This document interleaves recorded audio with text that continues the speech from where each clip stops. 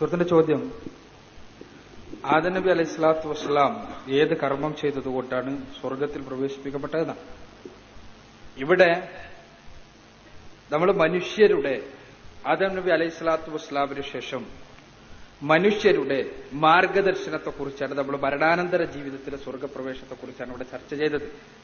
പടച്ച തമ്പുരാനാണ് മനുഷ്യരെ സ്വർഗത്തിലേക്കായിരുന്നാലും നരകത്തിലേക്കായിരുന്നാലും ആത്യന്തികമായി നിശ്ചയിക്കുന്നത്. ഇതിന് സ്വർഗപ്രവേശത്തിന് അർഹരാകണമെങ്കിൽ എന്തു മാർഗമെന്ന് പടച്ച തമ്പുരാൻ പറഞ്ഞിട്ടുണ്ട്. അതേപോലെ തന്നെ നരകത്തിൽ പ്രവേശിപ്പിക്കപ്പെടുന്നത് എന്തിന്റെ അടിസ്ഥാനത്തിലാണ് എന്നും പടച്ച തമ്പുരാൻ പറഞ്ഞിട്ടുണ്ട്.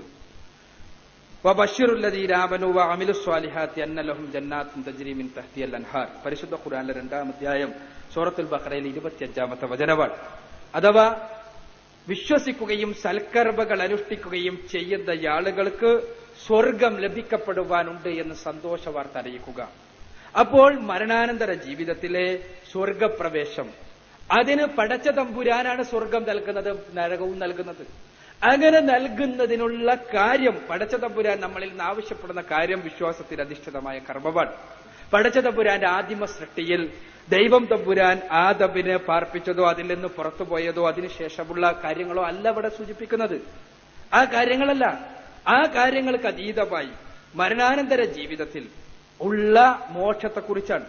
ആദം നബി അലൈഹി സ്വലാത്തു വസ്സലാമിനെ എവിടെ താമസിപ്പിച്ചു എന്ന വിഷയത്തിൽ തന്നെ പിന്നെ പല അഭിപ്രായങ്ങളും പലരും പറയാറുണ്ട്. പക്ഷെ പരിശുദ്ധ ഖുർആൻ ജന്നത്തിലാണ് താമസിപ്പിച്ചത് എന്ന് വ്യക്തമാക്കുന്നു.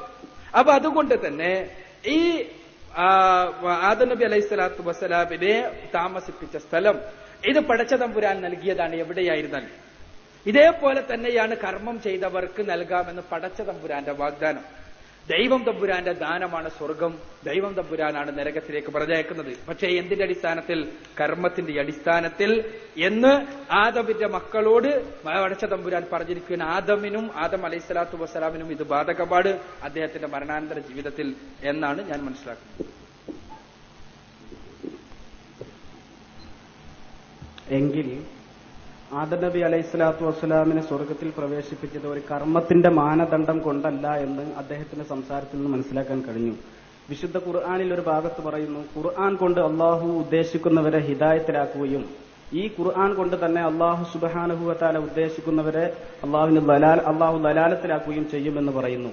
ഈ പറയുമ്പോൾ ഇതൊരു കർമ്മം കൊണ്ടാണോ അള്ളാഹു സുബ്ഹാനഹു വ തആല പറയുന്നത്, അതോ അത് അള്ളാഹുവിന്റെ ഇഷ്ടപ്രകാരമുള്ള അള്ളാഹുവിന്റെ ഒരു തീരുമാനത്തിന്റെ ഫലമായി അള്ളാഹു എടുക്കുന്ന തീരുമാനത്തെ സൃഷ്ടികൾ അനുസരിക്കുക എന്നൊരു കാര്യമാണോ ഇവിടെ സംഭവിക്കുന്നത് എന്നറിയാൻ താല്പര്യമുണ്ട്. ഇവിടെ നേരത്തെ ഒരു ചോദ്യത്തിൽ ഞാൻ ഉത്തരം പറഞ്ഞപ്പോൾ സൂചിപ്പിച്ചു, പരിശുദ്ധ ഖുർആൻ ആയിരുന്നാലും ഏത് ഗ്രന്ഥമായിരുന്നാലും മനുഷ്യർ അതിനെ സ്വീകരിക്കുന്ന രീതി, നേരത്തെ ഇവിടെ സ്റ്റേജിലത് സംസാരിച്ചപ്പോ സഹോദരൻ ചോദിച്ചപ്പോ ഞാനിവിടെ സൂചിപ്പിക്കേണ്ടായി. എന്താന്ന് വെച്ചാൽ അതിനെ സമീപിക്കുന്ന രീതി, ഖുർആനിനെ സ്വന്തം താൽപര്യങ്ങൾക്കുള്ള തെളിവ് കണ്ടെത്തുവാനും ബഹുദൈവ ആരാധനക്കനുസൃതമായ തെളിവുകൾ കണ്ടെത്തുവാനും അതേപോലെ തന്നെ സ്വന്തം സ്വാർത്ഥ താൽപര്യങ്ങൾ സംരക്ഷിക്കുവാൻ ആവശ്യമായ തെളിവുകൾ പരതുവാനും വേണ്ടി പരിശുദ്ധ ഖുർആനെയായിരുന്നാലും പ്രവാചകൻ സല്ലല്ലാഹു അലൈഹി വസല്ലമയുടെ സുന്നത്തിനെയായിരുന്നാലും സമീപിക്കുന്ന ആളുകൾ അങ്ങനെ ആ കർമ്മം കൊണ്ട് തന്നെയാണ് വഴിതെറ്റിപ്പോകുന്നത്. അതേപോലെ തന്നെ പരിശുദ്ധ ഖുർആൻ അതിനെ ഞാൻ നേരത്തെ പറഞ്ഞതുപോലെ നിഷ്കളങ്കമായ മനസ്സോടുകൂടി ഹിദായത്ത് ആഗ്രഹിച്ചുകൊണ്ട് സമീപിക്കുന്ന ആളുകൾ ആ പരിശുദ്ധ ഖുർആൻ തന്നെ ആ ഏകദൈവ ആദർശത്തിന്റെ ഏകദൈവ വിശ്വാസത്തിന്റെ സുന്ദരമായ പാന്താവിലേക്ക് വഴി കാണിക്കുകയും ചെയ്യുന്നു. ഖുർആൻ ലോകത്തിന്റെ മുന്നിൽ വെക്കുന്ന ജീവിത ആദർശമാണ് ഞാനിവിടെ സൂചിപ്പിച്ചത്. എന്താണ്? വിശ്വാസത്തിൽ അധിഷ്ഠിതമായ കർമ്മം. ആ വിശ്വാസത്തിൽ അധിഷ്ഠിതമായ കർമ്മം തന്നെ വെറുതെ കർമ്മം ചെയ്തുകൊണ്ട് കാര്യമില്ല. ആ കർമ്മം തന്നെ സ്വീകരിക്കപ്പെടണമെങ്കിൽ മാനദണ്ഡങ്ങളുണ്ട്. വിശ്വാസം വേണം, അതോടൊപ്പം തന്നെ കൃത്യമായ ദൈവിക മാർഗദർശനത്തിന്റെ അടിസ്ഥാനത്തിലാകണം, അതോടൊപ്പം തന്നെ അതിന് ഇഖ്ലാസ് വേണം, മനഃശുദ്ധി വേണം, ദൈവികമായ പ്രതിഫലം മാത്രം കാക്ഷിച്ചുകൊണ്ട് ചെയ്യണം. ഇങ്ങനെ ഏത് കർമ്മമായിരുന്നാലും വിശ്വാസത്തിൽ അധിഷ്ഠിതമായ കർമ്മം ഞാൻ സൂചിപ്പിച്ചു. ഇതാണ് സ്വർഗപ്രവേശത്തിനുള്ള മാനദണ്ഡമായി പരിശുദ്ധ ഖുർആൻ പറഞ്ഞിട്ടുള്ളത്. ഇത് നമ്മുടെ പരിശുദ്ധ ഖുർആൻ വഴിതെറ്റിക്കുന്നു എന്നും അള്ളാഹു വഴിതെറ്റിക്കുന്നു എന്നും വഴി നടത്തുന്നു എന്നും പറഞ്ഞാൽ അതിനർത്ഥം പടച്ച തമ്പുരാൻ കുറെ ആളുകളെ വഴിതെറ്റിക്കുവാനും പടച്ച തമ്പുരാൻ കുറെ ആളുകളെ വഴി നടത്തുവാനും തീരുമാനിക്കുകയും അങ്ങനെ കൊണ്ടു നടക്കുകയും ചെയ്യാതല്ല. പണ്ഡിതന്മാർ വ്യക്തമായി തന്നെ പരിശുദ്ധ ഖുർആന്റെ മറ്റു സൂക്തങ്ങളുടെ അടിസ്ഥാനത്തിൽ വ്യക്തമായി കാര്യം സൂചിപ്പിച്ചിട്ടുണ്ട്. എന്താണ് പരിശുദ്ധ ഖുർആൻ ഉപയോഗിച്ചുകൊണ്ടുള്ള മാർഗഭ്രംശമെന്ന്?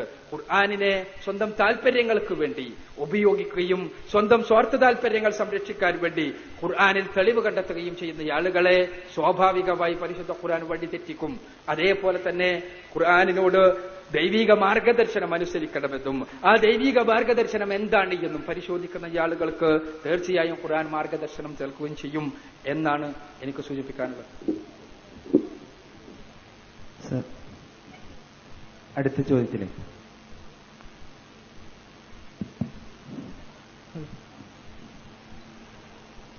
ഞാൻ PP നൗഫൽ, തൃശൂർ ജില്ലയിലെ ചേറ്റുവയിൽ നിന്നാണ്. എന്റെ സംശയം പ്രതിമാരാധനയെ കുറിച്ചുള്ളൊരു സംശയമാണ്.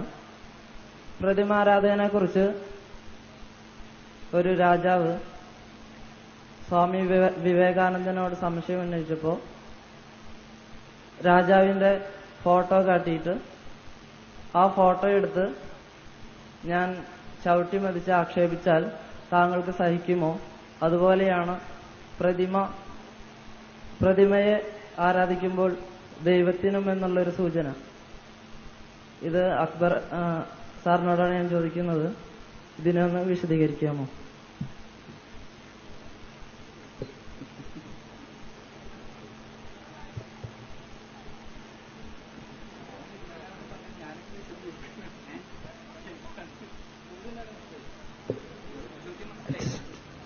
ചോദ്യം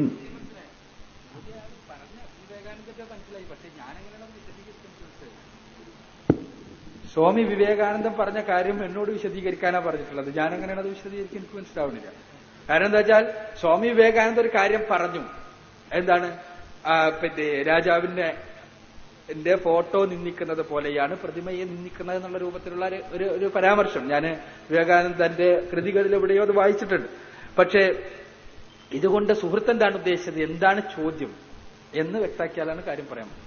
ഹൈന്ദവർ ഇത് വെച്ചുകൊണ്ട് പ്രതിമാരാധനയെ ന്യായീകരിക്കുകയാണ്. അതിലെ സാങ്കത്യം എന്താണെന്നുള്ള അറിഞ്ഞാൽ മതി.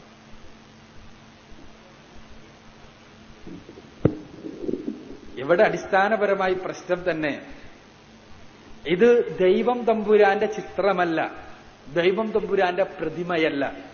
ദൈവം തമ്പുരാനെ കുറിച്ച് പറഞ്ഞിട്ടുള്ളത് ഞാൻ പറഞ്ഞു, ന തസ്യ പ്രതിമ അസ്തി യസ്യ നാമ മഹത്യശഃ എന്ന് യജുർവേദത്തിലെ വാക്കാണ്. ദൈവത്തിന് പ്രതിമ ഉണ്ടാക്കുക സാധ്യമല്ല. അങ്ങനെ ആകുമ്പോ പിന്നീടുള്ള പ്രശ്നം എന്താന്ന് വെച്ചാൽ ദൈവത്തിലേക്ക് അടുക്കാൻ വേണ്ടി അല്ലെങ്കിൽ കോൺസെൻട്രേഷന് വേണ്ടി അതല്ലെങ്കിൽ മറ്റെന്തെങ്കിലും കാര്യത്തിനു വേണ്ടി നമ്മളൊരു ഇഷ്ടദേവതയുടെ, നേരത്തെ പറഞ്ഞതുപോലെ ഈശ്വരനല്ലാത്ത ഇഷ്ടദേവതയുടെ പ്രതിമ സ്വീകരിക്കുക എന്നുള്ളതാണ്. ആ പ്രതിമ സ്വീകരിക്കുമ്പോ നമ്മൾ അതിനെ അവഹേളിക്കുന്നതിനെ കുറിച്ചാണോ ചോദിക്കുന്നത്, അതല്ലെങ്കിൽ ആ പ്രതിമ സ്വീകരിക്കാൻ പാടുണ്ടോ എന്നുള്ള വിഷയമാണെങ്കിൽ ഇസ്ലാമികമായി പറഞ്ഞാൽ അങ്ങനെ യാതൊരു പ്രതിമയും സ്വീകരിക്കേണ്ടതില്ല, സ്വീകരിക്കാൻ പാടില്ല. ദൈവം തമ്പുരാന്റെ സൃഷ്ടികളാണെല്ലാം. ആ പടച്ച തമ്പുരാനെ ആണ് എന്ന് കരുതിക്കൊണ്ട് ഏത് പ്രതിമ സ്വീകരിക്കുന്നതും ശരിയല്ല എന്നാണ് ഇസ്ലാമിന്റെ വിശ്വാസം, ഇസ്ലാമികമായ തത്വം. കാരണം എന്താന്ന് വെച്ചാൽ ഇപ്പോ എന്റെ ചിത്രമാണ് എന്ന് പറഞ്ഞിട്ട് എന്റെ വീട്ടിൽ എന്റെ കുടുംബക്കാര് ഒരു കുരങ്ങിന്റെ ചിത്രം ഇങ്ങനെ തൂക്കി വെച്ചിട്ട് ഇത് ഏത് ചിത്രമായാലും എന്താണ് എന്നൊരു വിശദീകരണം കൊടുത്തിട്ട് ഇതിനെ ഞങ്ങൾ വളരെ ബഹുമാനിക്കുന്നുണ്ട്, താങ്കളാണെന്ന് വിചാരിച്ചിട്ട് എന്ന് പറഞ്ഞാൽ അത് ശരിയാവില്ല. മറിച്ച് എന്തായിരുന്നാലും സൃഷ്ടാവായ തമ്പുരാനെ ആരാധിക്കുമ്പോ അവൻ എങ്ങനെയാണോ ആ രൂപത്തിൽ ആരാധിക്കണം. ആ സൃഷ്ടാവായ തമ്പുരാനോട് മാത്രം വണങ്ങുമ്പോ അവിടെ പ്രതിമയുടെ ആവശ്യമില്ല, പാടില്ല എന്നുള്ളതാണ്. സൃഷ്ടാവായ തമ്പുരാനെ മാത്രം വണങ്ങുക എന്നുള്ളതാണ് അടിസ്ഥാനപരമായ പ്രശ്നം. അതല്ലാതെ ആ എന്തിനേയും ആരാധിക്കാമെങ്കിൽ അതിന് പ്രതിമ ഉപയോഗിക്കുന്നതുകൊണ്ട് കുഴപ്പമില്ല. എന്തിനേയും ആരാധിക്കാന്നാണെങ്കിൽ, ഏതിനേയും ആരാധിക്കാമെന്നാണെങ്കിൽ അതിന് ഒരു പ്രതിമ ഉപയോഗിക്കുന്നു എന്നുള്ളത് കൊണ്ട് അത് ഇത്ര വലിയൊരു കുഴപ്പപാടി എന്ന് എനിക്ക് തോന്നുന്നില്ല. ഇവിടെ അടിസ്ഥാനപരമായ പ്രശ്നം സൃഷ്ടാവായ തമ്പുരാനാണോ സൃഷ്ടികളാണോ ആരാധിക്കപ്പെടേണ്ടത് എന്നതാണ്. അവിടെ ഞാൻ ഇസ്ലാമിന്റെ വീക്ഷണം പറഞ്ഞു, സൃഷ്ടാവാണ് ആരാധിക്കപ്പെടേണ്ടത്, സൃഷ്ടികളൊന്നും ആരാധിക്കപ്പെട്ടുകൂടാ. അവിടെ പിന്നീടാണ് പ്രതിമകൾ കടന്നു വരുന്നതും പ്രതിമകളുടെ സാങ്കത്യവും അസാങ്കത്യവും എല്ലാം വരുന്നത്. അപ്പൊ പ്രതിമകൾ പാടില്ല എന്ന് പറയുന്നത് പടച്ച തമ്പുരാന് പ്രതിമയില്ല എന്നുള്ളത് കൊണ്ടാണ്. ആ പ്രതിമ ഇല്ലാത്തത് കൊണ്ട് തന്നെ, കാരണം പടച്ച തമ്പുരാന്റെ രൂപമോ ഭാവമോ എന്താണ് എന്ന് നമ്മുടെ ഈ ചിന്താമണ്ഡലത്തിൽ ഒതുങ്ങുക സാധ്യമല്ല. അവൻ നമ്മൾക്കറിയാത്ത രൂപഭാവങ്ങളുള്ളവരാണ്, നമുക്ക് അറിയാത്ത രൂപത്തിലുള്ളവരാണ്. അതുകൊണ്ട് തന്നെ അവനെ ഏതെങ്കിലും പ്രതിമയിൽ ഒതുക്കുന്നത് ശരിയല്ല. എന്നാൽ ആരാധിക്കപ്പെടുന്നത് മറ്റു മഹത് വ്യക്തികളാണെങ്കിൽ അവരുടെ പ്രതിമ വെക്കുന്നത് കൊണ്ട് മാത്രം പ്രത്യേകിച്ചൊരു കുഴപ്പമുണ്ട് എന്നെനിക്ക് തോന്നുന്നില്ല. മഹത് വ്യക്തികളാണെങ്കിൽ ആ പ്രതിമ വെച്ച് ആരാധിച്ചാലും ഇല്ലാതെ ആരാധിച്ചാലും കണക്ക് തന്നെയാണ് എന്നാണ് എന്റെ വീക്ഷണം, ഞാൻ മനസ്സിലാക്കുന്നത് എന്നാണ് എനിക്ക് ആ വിഷയത്തിൽ സൂചിപ്പിക്കാനുള്ളത്. കമന്റ്സ്.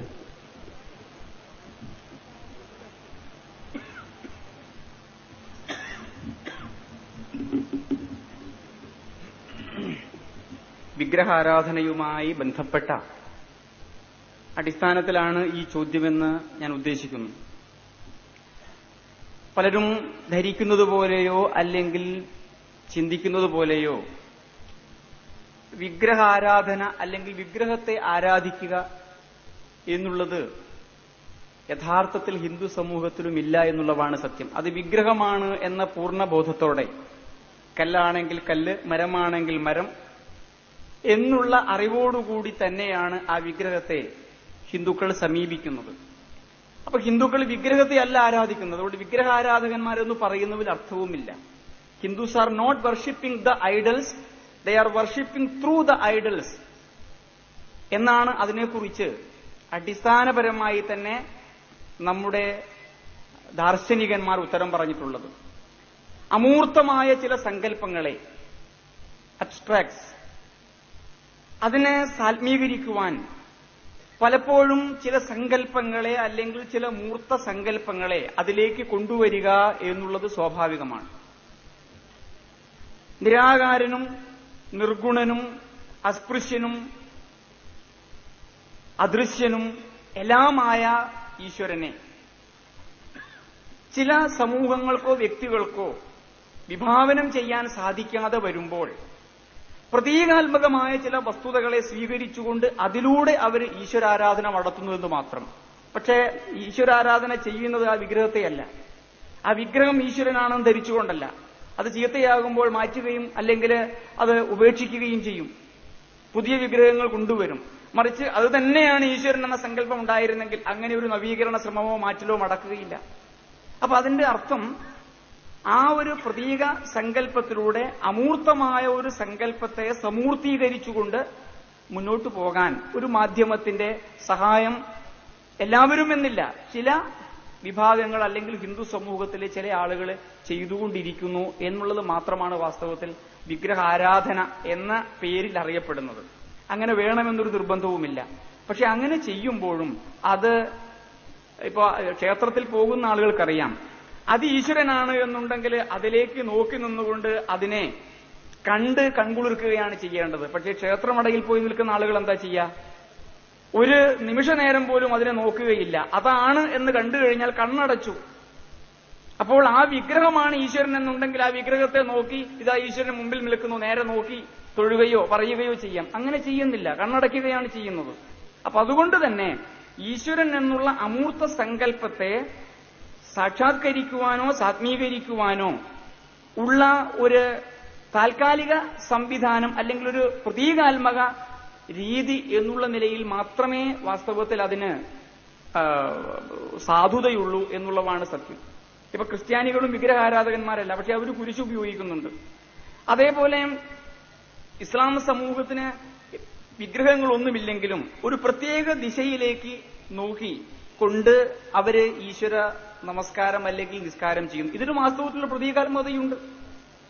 അതേപോലെ ഹജ്ജ് തീർത്ഥാടന കർമ്മത്തില് സാധാരണ നമ്മുടെ പള്ളികളിൽ നിന്ന് വ്യത്യസ്തമായ രീതിയിൽ ചില വേഷവിധാനങ്ങളോടുകൂടി അവിടെ കർമ്മങ്ങൾ ചെയ്യേണ്ടി വരും. ഇതിന് പ്രതീകാത്മകത്വമുണ്ട്.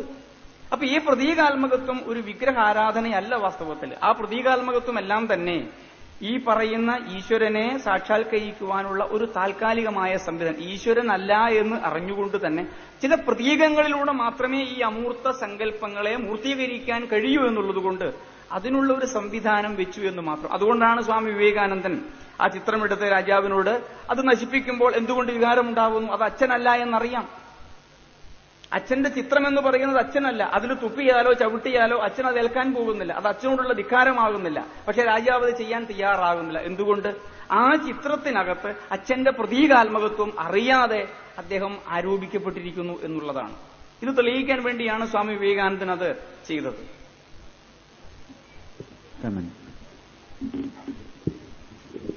ഇവിടെ ഞാൻ പറഞ്ഞു, ദൈവത്തെ എല്ലാറ്റിലും കാണാമെന്നും ഇഷ്ടദേവതയുണ്ടാകാമെന്നും ഉള്ള സങ്കല്പത്തിന്റെ അടിസ്ഥാനത്തിൽ ആ ഇഷ്ടദേവതയെ ആരാധിക്കുക, അതിലൂടെ ദൈവസാക്ഷാത്കാരം നേടാമെന്നാണ് സങ്കല്പമെങ്കിൽ ആ ദേവതക്ക് ഒരു വിഗ്രഹം ഉണ്ടാകുന്നത് കൊണ്ട് മാത്രം കുഴപ്പമില്ല.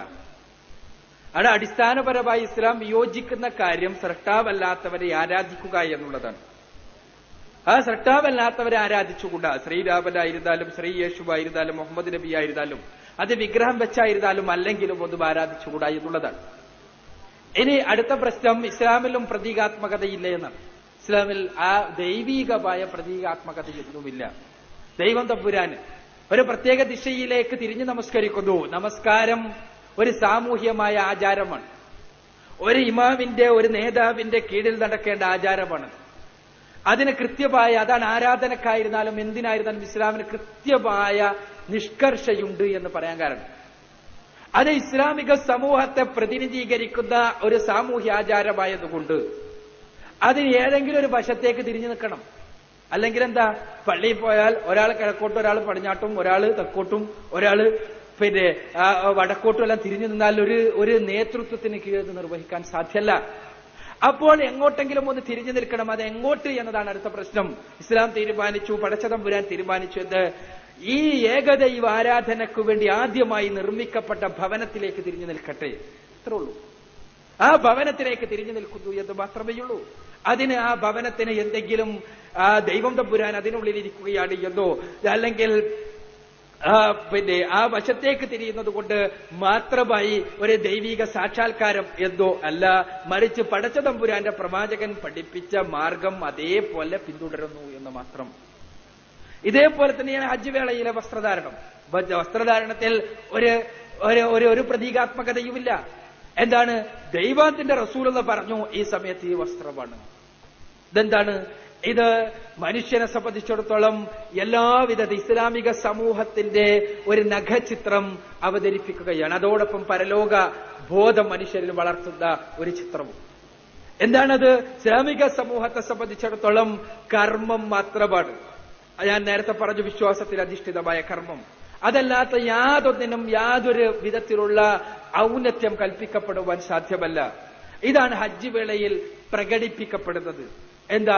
ദൈവം തമ്പുരാനെ സ്തുതിച്ചുകൊണ്ടുള്ള വചനങ്ങൾ, ദൈവം തമ്പുരാൻ പഠിപ്പിച്ച വസ്ത്രധാരണം. അവിടെ രാജാവും പ്രജയും ഉന്നതനും അധമനും എല്ലാവരും ഒരേപോലെ, ഒരേ രൂപത്തിൽ. അവിടെ ജാതീയമായ, വർഗീയമായ, വംശപരമായ, ദേശീയമായ വികാരങ്ങളില്ല. സ്രഷ്ടാവ്, സൃഷ്ടികൾ. മരണാനന്തര ജീവിതത്തിൽ ഇതേപോലെ പുനരുജ്ജീവിപ്പിക്കപ്പെടുന്ന സമയത്ത് ആ മനുഷ്യൻ തങ്ങളുടെ കർമ്മങ്ങളുടെ റിക്കാർഡ് അന്വേഷിച്ചുകൊണ്ട്, കർമ്മങ്ങൾക്കുള്ള പ്രതിഫലം അന്വേഷിച്ചുകൊണ്ടുള്ള ഒത്തുചേരലിനെ തീർച്ചയായും ഓർമ്മപ്പെടുത്തുന്ന ആചാരം. അതിൽ വേറെ ദൈവത്തിനൊരു പ്രതീകം കൽപ്പിച്ചുകൊണ്ടുള്ളൊരു ഏർപ്പാടുമില്ല എന്നാണ് എനിക്ക് സൂചിപ്പിക്കാനുള്ളത്. അവിടെ അങ്ങനത്തെ പ്രതീകാത്മകതകളൊന്നുമില്ല.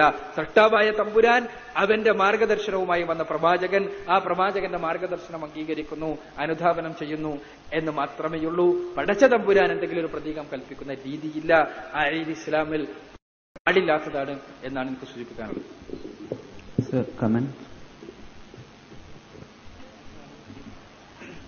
പ്രതീകാത്മകത എന്നുള്ളത് ഒരു വിഗ്രഹ രൂപത്തിൽ തന്നെ ആവണമെന്നില്ല, ഒരു ശബ്ദത്തിന്റെ രൂപത്തിലാവാം. അപ്പോ അള്ളാഹുവിന്റെ എല്ലാ ഗുണങ്ങളെയും മനസ്സിൽ സങ്കല്പിച്ചുകൊണ്ട് ആ രൂപത്തിന് അല്ലെങ്കിൽ ആ ഗുണസമുച്ചയത്തിന് ഞാൻ രാമൻ എന്ന് പേരിട്ടുകൊണ്ട് ആ ഗുണസമുച്ചയത്തെ ഞാൻ പൂജിക്കുകയാണെങ്കിൽ അത് ഇസ്ലാമികമാവുമോ അനിസ്ലാമികമാവുമോ?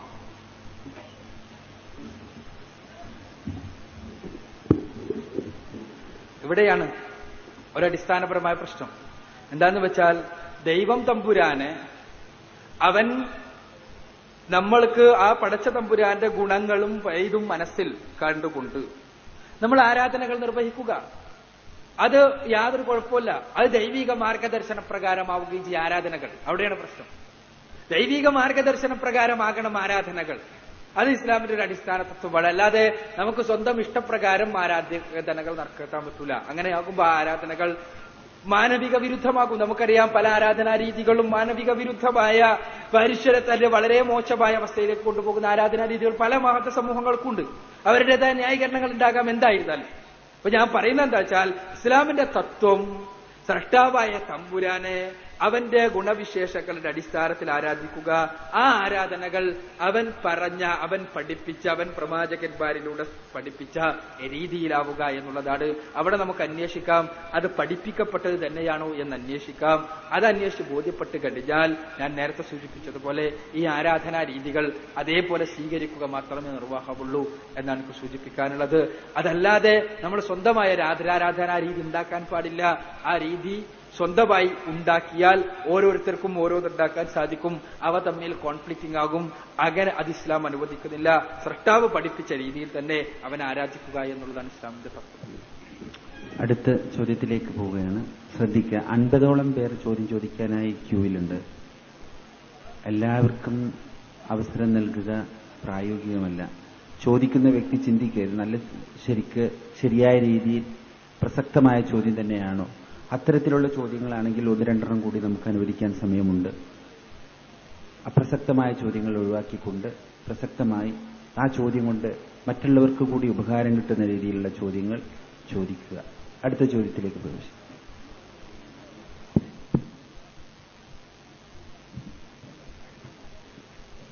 എൻ്റെ പേര് തൗഫീഖ്.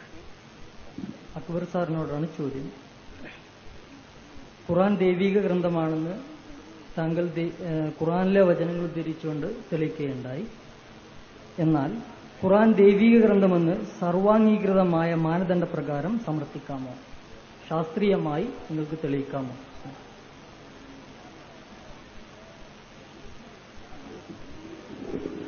ഖുർആൻ ദൈവിക ഗ്രന്ഥമാണത് ശാസ്ത്രീയമായി തെളിയിക്കാമോ എന്നാണ് സുഹൃത്തിന്റെ ചോദ്യം. ചോദിച്ച സമയം ശരിയായില്ല എന്നാണ് എനിക്കൊന്ന് പറയാനുള്ളത്. കാരണം ഏകദേശം അവസാനിക്കാൻ സമയമായി. ഇതാണെങ്കിൽ വലിയൊരു വിഷയമാണ്.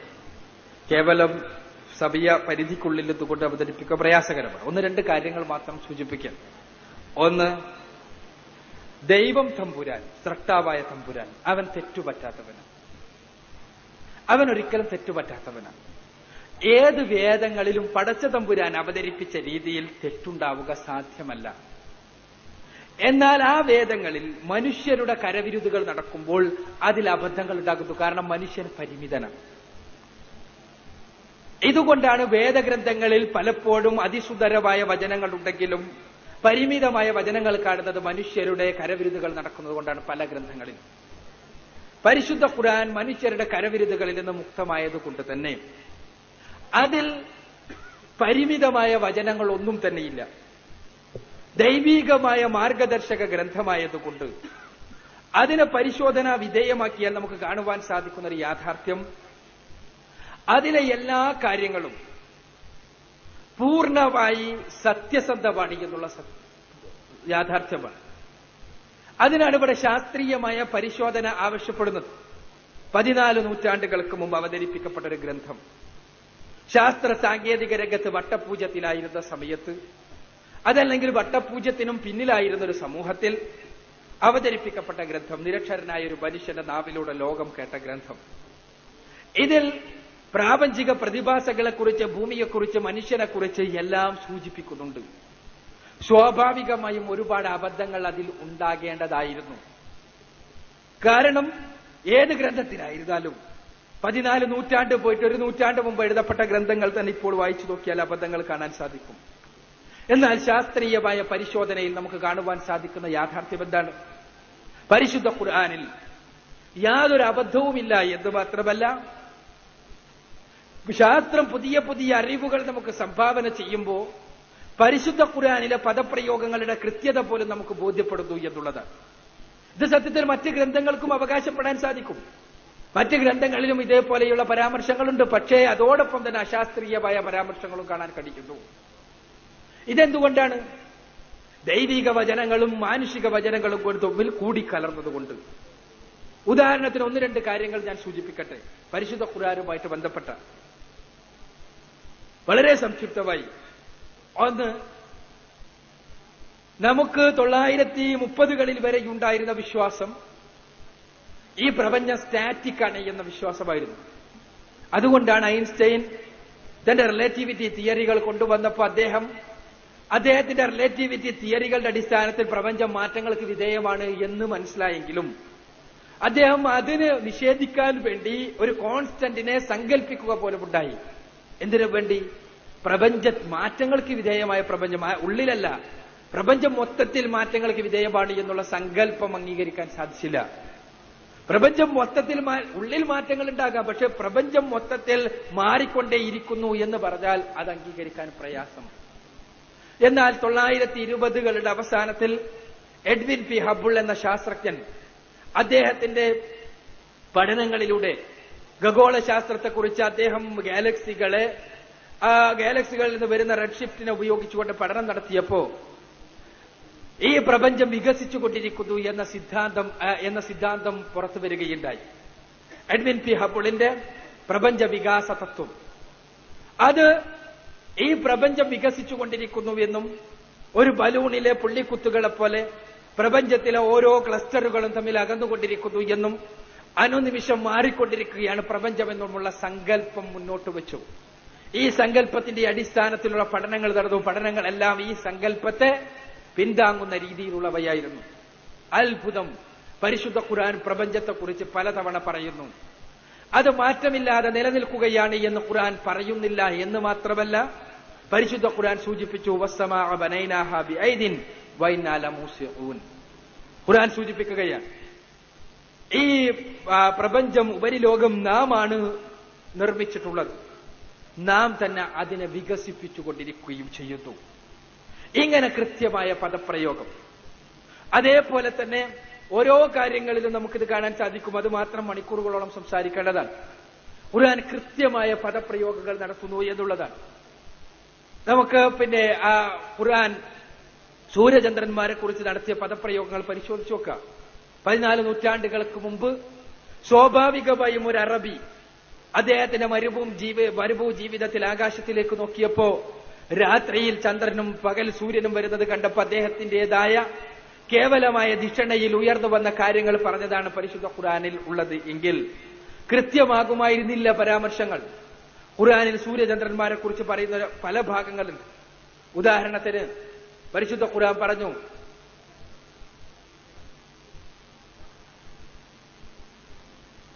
വജഅല അൽ-ഖമറ ഫീഹിന്ന നൂറൻ വജഅല അശ്-ശംസ സിറാജ.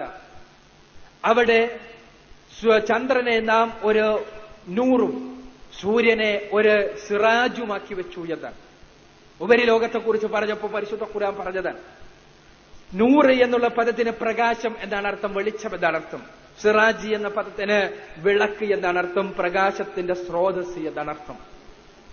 ഇവിടെ നിങ്ങൾ ചിന്തിച്ചു നോക്കുക, രാത്രിയിലും പകലിലും വരുന്ന ബൈബിളിലെല്ലാം പറയുന്നത് രാത്രിയിലെ ചെറിയ പ്രകാശവും പകലിലുള്ള വലിയ പ്രകാശവും എന്നാണ്.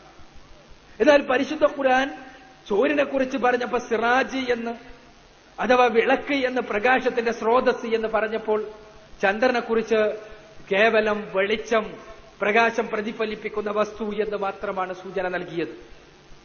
ഇത് കൃത്യമായ പദപ്രയോഗമാണ്. ഇത് നേരെ തിരിച്ചായിരുന്നുവെങ്കിൽ, മുഹമ്മദ് നബി ആയിരുന്നു ഈ ഗ്രന്ഥം ഉണ്ടാക്കിയതെങ്കിൽ തിരിച്ചു പറയാനാണ് സാധ്യത. കാരണം രാത്രിയിലാണ് വിളക്ക് ആവശ്യം, അതുകൊണ്ട് തന്നെ രാത്രിയിൽ വരുന്ന ചന്ദ്രനെ കുറിച്ചാണ് വിളക്ക് എന്ന് പറയാൻ സാധ്യത.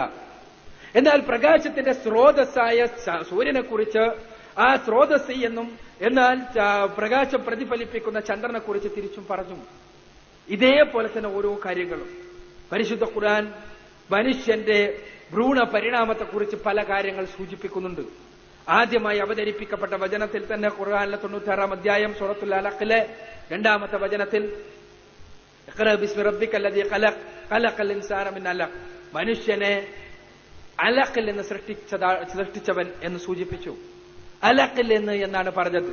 അലഖ് എന്ന പദം, ആ പദം നമ്മൾ പല രീതികളിൽ അലഖ് എന്നുള്ള പദം മനസ്സിലാക്കാം.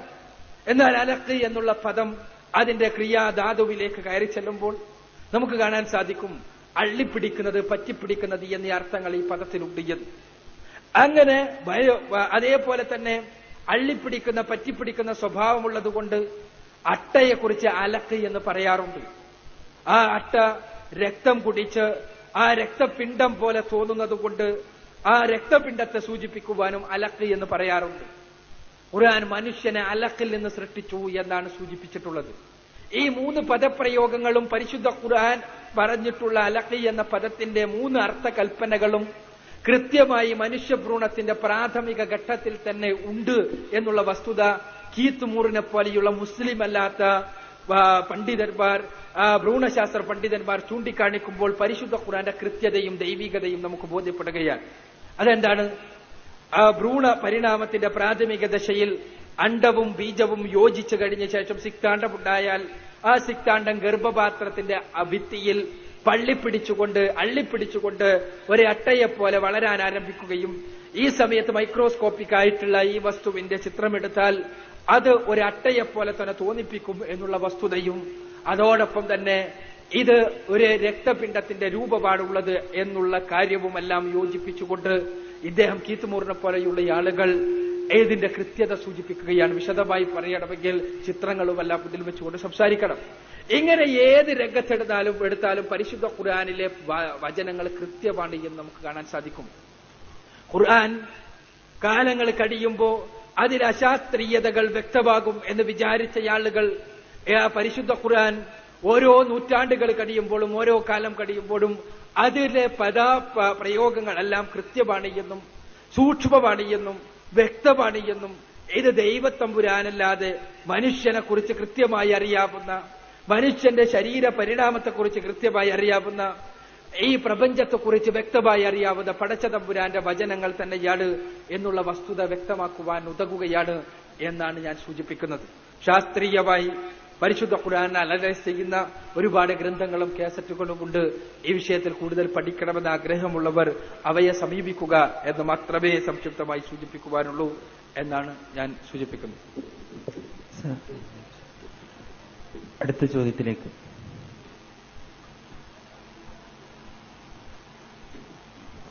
ഞാൻ സൽമാൻ വായക്കാട് നിന്ന് വരുന്നു.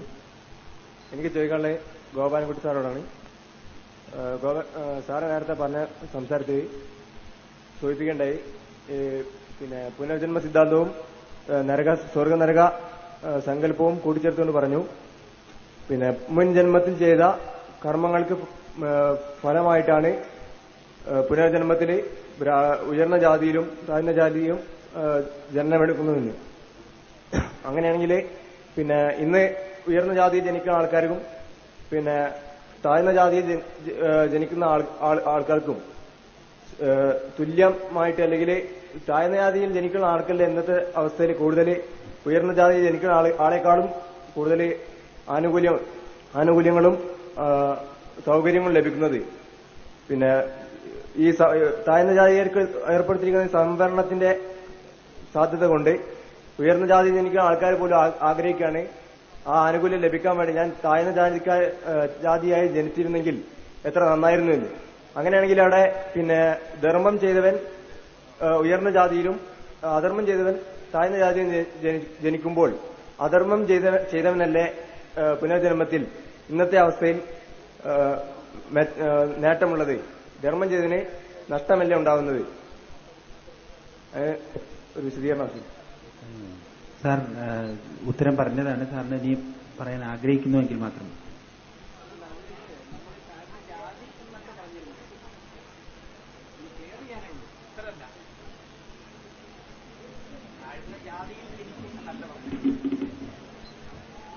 ഈ ചോദ്യത്തിന്റെ ചോദിച്ചപ്പോൾ ഗുണകർമ്മങ്ങളുടെ അടിസ്ഥാനത്തിൽ ഉയർന്നതും താഴ്ന്നതുമായ ജാതിയിൽ ജനിക്കും എന്ന് ഞാൻ സൂചിപ്പിച്ചിട്ടേ ഇല്ല. താഴ്ന്ന യോനിയിൽ എന്നൊരു പദപ്രയോഗം നടത്തി. എന്ന് പറഞ്ഞാൽ മനുഷ്യനല്ലാത്ത അതിന് താഴെയുള്ള മൃഗങ്ങൾ, പക്ഷികൾ, തിര്യക്കുകൾ തുടങ്ങിയ തലങ്ങളിലേക്ക് കർമ്മങ്ങളുടെ അടിസ്ഥാനത്തിൽ മനുഷ്യൻ വീണ്ടും താഴ്ന്ന് ജനിക്കാം, അതേപോലെ ഉയർന്നും ജനിക്കാം എന്നുള്ളതല്ലാതെ ജാതിയുമായി ബന്ധപ്പെടുത്തിക്കൊണ്ട് ഞാനതിൽ സംസാരിച്ചിട്ടില്ല. ഒന്ന്. രണ്ടാമത്തേത്, ഈ ചോദ്യം എനിക്ക് തോന്നുന്നു നമ്മുടെ വിഷയത്തിൽ നിന്ന് കുറെ അകന്നു നിൽക്കുന്ന ഒന്നായതുകൊണ്ട്, അപ്പൊ ജാതി വ്യവസ്ഥ എന്നുള്ള സംവിധാനമുണ്ടോ? ചാതുർവർണ്ണ്യം വാസ്തവത്തിൽ ജാതി വ്യവസ്ഥയാണോ? അതോ പിന്നീട് അത് വഴിതിരിഞ്ഞ് ജാതി വ്യവസ്ഥയിൽ എത്തിയതാണോ? ജന്മം കൊണ്ട് ഉള്ളതാണോ വാസ്തവത്തിൽ ചാതുർവർണ്ണ്യം? ഇത്തരത്തിലുള്ള വിഷയങ്ങളിലേക്ക് കടന്ന് സംസാരിക്കേണ്ടി വരും എന്നുള്ളതുകൊണ്ട് ഇന്ന് ഈ സമയത്ത് ആ ഒരു വിഷയത്തിലേക്ക് ഞാൻ കടക്കാൻ ഉദ്ദേശിക്കുന്നില്ല.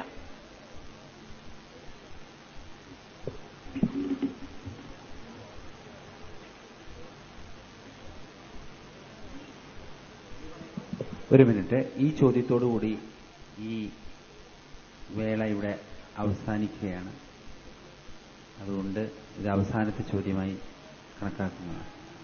എന്റെ പേര് നൌഷാദ് എന്നാണ്. കോട്ടയം ജില്ലയിലാണ് വീട്. ഇവിടെ ഗോപാലൻകുട്ടി മാസ്റ്റർ സംസാരിച്ചപ്പോൾ പറയുണ്ടായി, ഭാവി പറയാൻ കഴിവുള്ള പലരും ഈ ഭാരതത്തിൽ ഉണ്ടായിരുന്നെന്ന് പറയുണ്ടായി.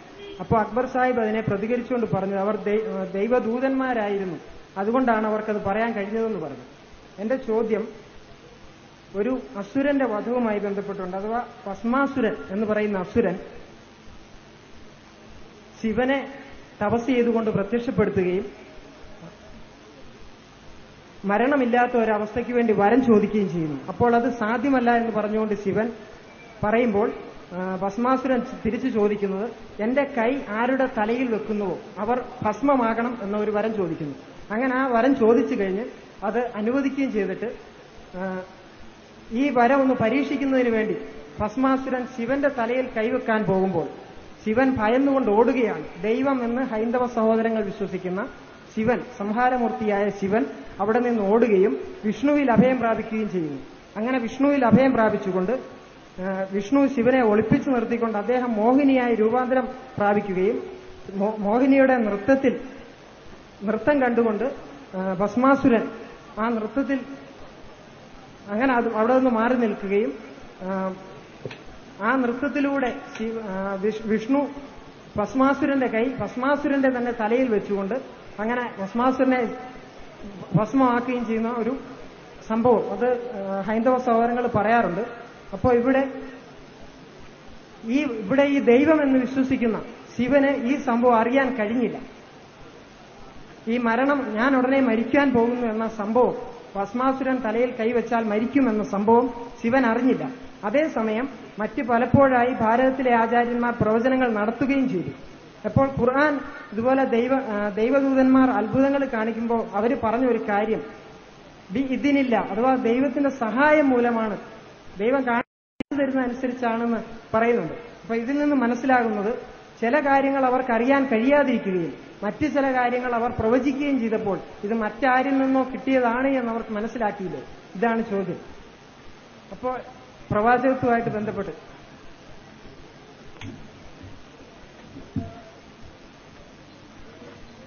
ഈ നാടോടി കഥകളും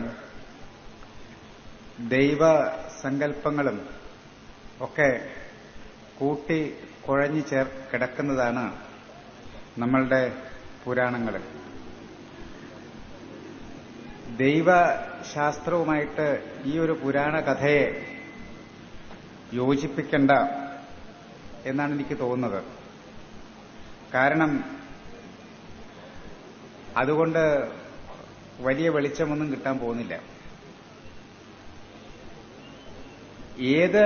ഏതിൽ നിന്ന് നമ്മൾ ഒരു ഹിന്ദുക്കളെ സംബന്ധിച്ച് ഒരു കഥ അല്ലെങ്കിൽ ഒരു ഇതുപോലത്തെ ഒരു കാര്യം പറയുമ്പോൾ അത് നമുക്ക് ഗുണം കിട്ടുമോ, അതിൽ നിന്ന് എന്തെങ്കിലും പഠിക്കാനുണ്ടോ, അത് പഠിക്കുക, മനസ്സിലാക്കുക എന്നുള്ളത് മാത്രമേ ഉള്ളൂ. ഇത് ദൈവശാസ്ത്രത്തിന്റെ ഒരു ഭാഗമല്ല. ഇത് നാടോടി കഥയാണ് എന്ന് മാത്രമേ പറയാനുള്ളൂ. ഇനി വൈഷ്ണവന്മാരായിട്ടുള്ള ചില ആളുകൾ വിഷ്ണുവാണ് ശിവനെക്കാട്ടിലും കൂടുതൽ ശക്തനെന്ന് പറയാൻ വേണ്ടിയിട്ട് രചിച്ചൊരു കഥയും ആവാം ഇത്. അപ്പോ ഇതിനകത്തൊക്കെ ഇത് എത്ര ലളിതമായിട്ടുള്ള വ്യാഖ്യാനങ്ങളിൽ കൂടി ലളിതമായിട്ടുള്ള രീതിയിൽ ഹിന്ദുധർമ്മത്തിനെ വിലയിരുത്തരുത് എന്ന് മാത്രമാണ് എനിക്ക് എന്റെ സുഹൃത്തിനോട് പറയാനുള്ളത്. രണ്ടാമതായിട്ട് ഇവിടുത്തെ പുരുഷന്മാർക്ക്, ഇവിടുത്തെ ധാർമ്മിക ആചാര്യന്മാർക്ക് മുൻകൂട്ടി കാര്യങ്ങൾ മനസ്സിലാക്കാൻ കഴിവുണ്ട് എന്ന് പറയുന്നതിൽ പക്ഷേ നമ്മളെല്ലാവരും അതിനകത്ത് അഭിമാനിക്കുകയാണ് വേണ്ടത്. ഹിന്ദുക്കളും മുസ്ലിങ്ങളും എല്ലാവരും ഒരുപോലെ. കാരണം നമ്മളെല്ലാവരും ഈ നാടിന്റെ സന്തതികളാണ്. നമ്മളുടെ പൂർവികന്മാരായിട്ടുള്ള ആളുകള് ചില കാര്യങ്ങള് മുൻകൂട്ടി കണ്ടു, പറഞ്ഞു. ഇപ്പോ അള്ളാഹുവിനെ പറ്റിയിട്ടോ അല്ലെങ്കിൽ നബിയെ പറ്റിയിട്ടൊക്കെ അവര് പറഞ്ഞിട്ടുണ്ടെങ്കിൽ അത് നല്ലൊരു കാര്യമാണ്. നല്ലൊരു കാര്യം എന്നുള്ള നിലയ്ക്കാണല്ലോ നമ്മൾ മനസ്സിലാക്കേണ്ടത്. അതില് അഭിമാനിക്കാനും വകയുണ്ട്. അത് പുറമേ നിന്ന് വന്ന ഒരു ആശയമാണെന്ന് നമ്മൾ വിചാരിക്കേണ്ട ആവശ്യമില്ല. എന്തുകൊണ്ട് നമ്മുടെ ആളിലൊക്കെ ആ ക്രെഡിറ്റ് കൊടുത്തുകൂടാ? ഋഷിമാരായിട്ടുള്ള ആളിലൊക്കെ ആ ക്രെഡിറ്റ് കൊടുക്കണ്ടെന്നില്ലല്ലോ. അത് കൊടുത്തോളൂ എന്നാണ് എനിക്ക് പറയാനുള്ളത്. അത്രമാത്രമേ എനിക്ക് ഇതിനെ സംബന്ധിച്ച് പറയാനുള്ളൂ. ഇപ്പൊ അവസാനത്തെ ചോദ്യമായി, പിന്നെ നിങ്ങളാണ് ഈ പരിപാടികളൊക്കെ ഇവിടുത്തെ ജനങ്ങളാണ് സംഘടിപ്പിച്ചിട്ടുള്ളത്.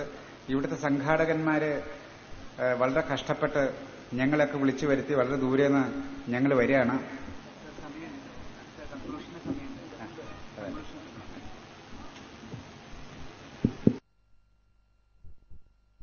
നാം കേട്ടത് എന്താണ്? ഇവർക്ക് ഇനി ഉപസംഹരിച്ചുകൊണ്ട് ഇവർക്ക് പറയാനുള്ളതും കൂടെ നാം കേൾക്കുക. അതിൽ നിന്നും നാം കാര്യം ഉൾക്കൊള്ളുക. ആദ്യമായി ഈ വിഭാഗത്തിലേക്ക്, മൂന്നാമത്തെ സെഷനിലേക്ക് ഹൈന്ദവ പ്രതിനിധികളെ ക്ഷണിക്കുകയാണ്. 10 മിനിറ്റാണ് സമയം. ഞങ്ങൾക്ക് വളരെ സന്തോഷമുണ്ട്. ഇത്തരം സംവാദങ്ങള് നിങ്ങൾ അതിന് തയ്യാറായി, ഇതിന്റെ സംഘാടകന്മാർ തയ്യാറായി എന്നുള്ളത് വളരെ നല്ല ഒരു കാര്യമാണ്. ഹിന്ദു ധർമ്മത്തിനെ പറ്റിയിട്ടും അറിയാനായിട്ടും നിങ്ങളുടെ സ്വന്തം ധർമ്മത്തിനെപ്പറ്റി മുസ്ലിങ്ങളായിട്ടുള്ള ആളുകള് സ്വയം അറിയുന്നതോടൊപ്പം തന്നെ ഹിന്ദു ധർമ്മത്തെ കൂടി അറിയണമെന്ന ആഗ്രഹം കാണിക്കുന്നു എന്നുള്ളത് വളരെയേറെ സന്തോഷകരമായ ഒരനുഭവമായിട്ട് എനിക്ക് തോന്നി. വാസ്തവത്തില് എനിക്ക് തോന്നുന്നു ഹിന്ദുക്കളും ഇത്തരത്തിലുള്ള സംവാദങ്ങൾ നടത്തണമെന്നാണ്. ഹിന്ദുക്കൾ ഇപ്പം അങ്ങനെ നടത്തുന്നില്ല, ഹിന്ദുക്കളുടെ ഒരു മുൻകൈ എടുത്തിട്ട്. അപ്പോ നിങ്ങളുടെ പക്ഷത്തുനിന്ന് ഇങ്ങനൊരു സംഭവം ഉണ്ടായി എന്നുള്ളത് വളരെ സന്തോഷകരമായിട്ടൊരു സംഗതിയാണ്. പിന്നെ ഇത്രയും നേരം ക്ഷമയോടും സഹിഷ്ണുതയോടും കൂടി നിങ്ങൾ കേട്ടു എന്നുള്ളതും വളരെ നിങ്ങളുടെ ഹൃദയവിശാലതയെയും ആശയങ്ങൾ മനസ്സിലാക്കാനുള്ള ആഗ്രഹത്തെയും ഒക്കെയാണ് കാണിക്കുന്നത്. പിന്നെ ഇവിടെ കണ്ട ചിട്ട, അച്ചടക്കം, ഉത്സാഹം, ഇതൊക്കെ മാതൃകാപരങ്ങളായിരുന്നു, അനുകരണീയങ്ങളായിട്ടുള്ള മാതൃകകളാണ്. ഇവിടെ പലരും വന്നിട്ടുണ്ട്. അപ്പോ ഇവിടെ വന്നിട്ടുള്ള എല്ലാവർക്കും, അതുപോലെ തന്നെ ഇവിടെ സംഘടിപ്പിച്ചിട്ടുള്ള സംഘാടകന്മാർക്കും ഞാൻ എന്റെ ഹൃദയം നിറഞ്ഞതായിട്ടുള്ള നന്ദി അറിയിച്ചുകൊള്ളുന്നു. ഏറ്റവും കൂടുതൽ നന്ദി ഞാൻ പറയുന്നത് അള്ളാഹുവിനോടും അതുപോലെ തന്നെ ഈശ്വരനോടും. ഈശ്വര അല്ലാ തേരെ നാം എന്നല്ലേ പറഞ്ഞേക്കണം. ഈശ്വരനോടും അള്ളാഹുവിനോടാണ്. കാരണം ഇത്രയും നേരം മഴ ഇവിടെ ഉണ്ടായില്ലല്ലോ എന്നുള്ളത്. മഴക്കാലമായിട്ടുള്ള ഈ സമയത്ത് ഇവിടെ മഴ ഒഴിച്ചു നിർത്തി നമുക്ക് എല്ലാവർക്കും ഒരുമിച്ച് നിൽക്കാനും സ്വതന്ത്രമായിട്ടുള്ള ഈ ഓപ്പൺ എയറിൽ നമുക്ക് സംവദിക്കാനും സാധിച്ചു എന്നുള്ളത് വളരെ സന്തോഷകരമായിട്ടൊരു കാര്യമാണ്. ഇതിനെ സംബന്ധിച്ചിട്ട് ദീർഘനാൾ എന്റെ മനസ്സിൽ മധുര സ്മരണകൾ ഉണ്ടാവും എന്ന് മാത്രം പറഞ്ഞുകൊണ്ട് എന്റെ വാക്കുകൾ ഉപസംഹരിക്കുന്നു. നമസ്കാരം.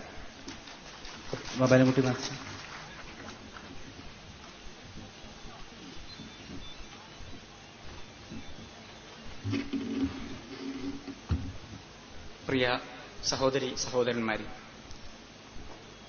ഇവിടെ സൂചിപ്പിക്കപ്പെട്ടതുപോലെ ഹൈന്ദവ ഇസ്ലാമിക ദർശനങ്ങളെക്കുറിച്ച് ഇത്തരത്തിലുള്ള ഒരു വേദി സംഘടിപ്പിക്കുകയും ഞാൻ ആദ്യമേ സൂചിപ്പിച്ചതുപോലെ അറിയാനും അറിയിക്കാനുമുള്ള അവസരങ്ങൾ ഉണ്ടാക്കുകയും ചെയ്തു എന്നുള്ളത് തികച്ചും പ്രശംസനീയമാണ് എന്ന് പറയാതിരിക്കാൻ നിർവാഹമില്ല. ഞങ്ങള് ഈ പരിപാടിക്ക് പങ്കെടുക്കാമെന്ന് സമ്മതിക്കുമ്പോഴും ഇതിൽ എത്തിച്ചേരുന്നതുവരെയുമുള്ള ഞങ്ങളുടെ പല പ്രതീക്ഷകളെയും അസ്ഥാനത്താക്കുന്ന രീതിയിലുള്ള സംവിധാനങ്ങളാണ് ഇവിടെ കണ്ടത്. ഞങ്ങളും ധരിച്ചത് ഒരു ചെറിയ ഹാളിനകത്ത്, കാരണം ഇത്തരത്തിലുള്ള പല പരിപാടികളും നടത്തുകയും അതിലൊക്കെ പങ്കെടുക്കാനുള്ള അവസരം കിട്ടുകയും ചെയ്യുമ്പോൾ ആ രീതിയിലുള്ള ഒരു മനസ്സുമായി മാത്രമാണ് വന്നത്.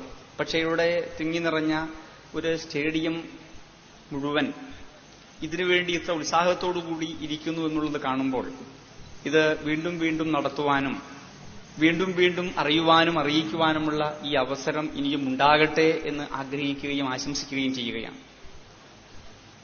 ഇത്തരത്തിൽ വ്യത്യസ്തങ്ങളായ ചിന്താധാരകളെ പരസ്പരം അറിഞ്ഞ് പരസ്പരം ബഹുമാനിച്ച് മനസ്സിലാക്കുവാനുള്ള വളരെ അപൂർവമായ ഒരു അനുഭവമായിരുന്നു ഇത്. ഇത്തരം വേദികൾ നമുക്ക് നഷ്ടപ്പെട്ടുകൊണ്ടിരിക്കുന്നു, അല്ലെങ്കിൽ ഉണ്ടാകുന്നില്ല എന്നുള്ളത് വളരെ ദുഃഖകരമാണ്. അത്തരം വേദികളുടെ ഇല്ലായ്മയാണ് വാസ്തവത്തിൽ സമൂഹങ്ങൾ തമ്മിൽ, മതങ്ങൾ തമ്മിൽ, വ്യക്തികൾ തമ്മിൽ പോലും വളരെയേറെ അകൽച്ചകൾ ഉണ്ടാക്കി ആ അകൽച്ചകളിൽ നിന്ന് അസ്വാരസ്യങ്ങളും അതേപോലെ ആപൽക്കരങ്ങളായ പല ചിന്തകളും പ്രവൃത്തികളുമൊക്കെ ഉണ്ടാവുന്നത്.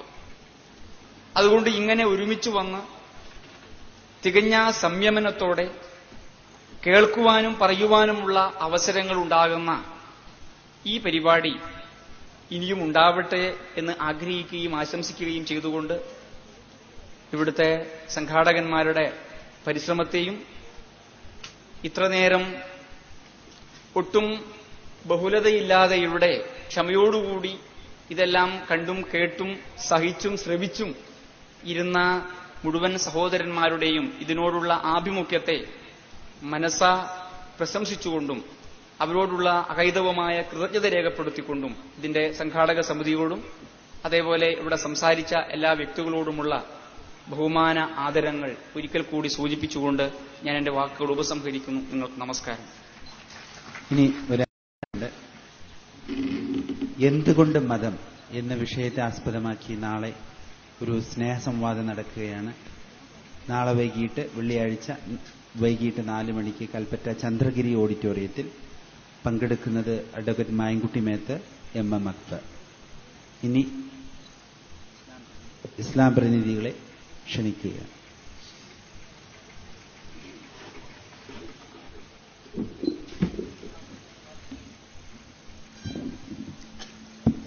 അസ്സലാമു അലൈക്കും. ഒരു പാനലിലുള്ള ഒരു വ്യക്തി ഒന്നും പറയാതെ പോവുക എന്നുള്ളത് ഭംഗിയല്ല.